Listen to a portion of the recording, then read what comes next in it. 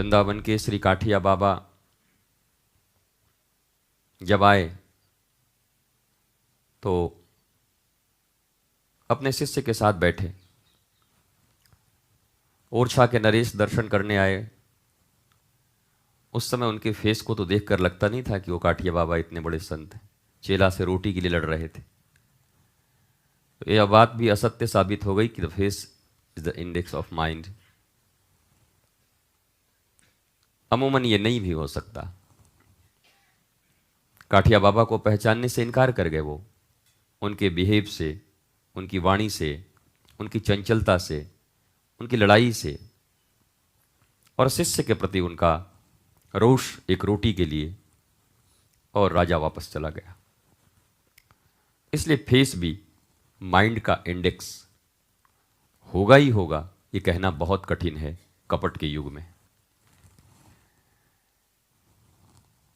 क्योंकि भीतर विष भरा हुआ भी हो तो मुख तो चंद्रमा जैसा लोग बना के रखते हैं। पुराने जमाने में विषकन्या कही जाती थी। चेहरे इतने सुंदर हुआ करते थे, हाव भाव इतना सुंदर हुआ करता था, उनके लटके झटके इतने असज्जन की तरह हुआ करते थे, और मैं कहूं एकदम सती की तरह कि कोई भी धोखा खा जाता था। और फिर अपने विष के प्रभाव से वो राजा को, सैनिकों को मार डालती थी। इसलिए फेस माइंड का इंडेक्स हो ही, यह जरूरी नहीं है। आप चाहें तो अभ्यास के द्वारा इसे छुपा सकते हैं। आईने के सामने एक दिन अभ्यास कर लो, भीतर से नफरत होने के बाद भी प्रेम का चेहरा बनाने का, वो बन जाएगा। अभ्यास अगर तगड़ा हो। और आप फिल्मों में देखते ही हैं, एक नंबर के लोभी, कामी, भ्रष्ट लोग, और कैसे ईमानदार का रोल कर लेते हैं।